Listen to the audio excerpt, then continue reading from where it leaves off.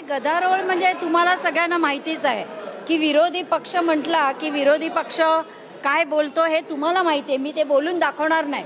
माझं एवढंच त्यांना उत्तर होतं की तुम्ही विकासाच्या बाबतीत का बोलायला मागत नाही. विकास तर त्यांच्याकडे नाहीच आहे. कारण का सन्माननीय आमचे उपमुख्यमंत्री शिंदे साहेब यांनी विकासच केलेला आणि विकासामुळे आज आम्ही निवडून आलेलो आहोत.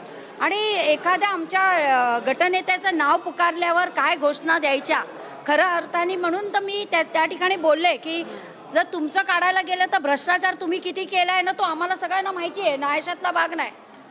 मग मेलेल्या माणसाच्या टाळूवरचे लोणी खाल्लेलं आहे. खिचडी घोटाळा, खूप घोटाळे आहेत, आम्ही काढू शकतो. पण आम्हाला हे सगळं शिकवलं नाही आहे. कारण का आम्ही ह्या ठिकाणी मुंबई महानगरपालिकेत गेले 4 वर्ष सभा नव्हती.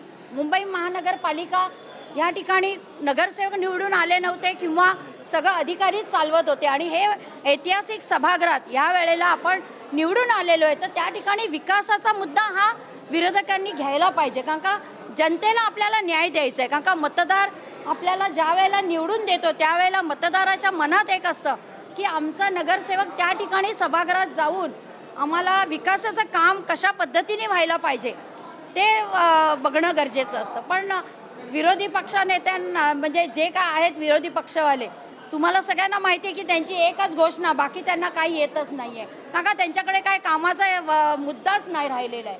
मग ते बोलणार काय? मग त्याला विरोध करणं हे गरजेचं आहे.